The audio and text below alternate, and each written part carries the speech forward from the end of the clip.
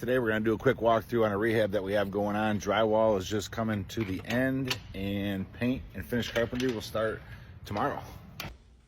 So the guys went through and made all the drywall repairs, a little bit of sanding left to do here. What'll happen next is they'll throw on the first coat of paint, and then carpenter will come in and hang the kitchen cabinets, trim, doors, all that good stuff. That'll take them probably a day, maybe two. And then behind that, the painters will come back in, put a finish coat on everything, tighten everything up, finish a couple caulk jobs, and then they'll be out the door.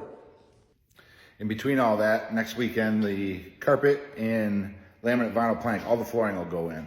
And from there, we're really coming towards the finish line. So a total project like this, from start to finish, is probably gonna be about 4 weeks total, maybe 5 if we're pushing it.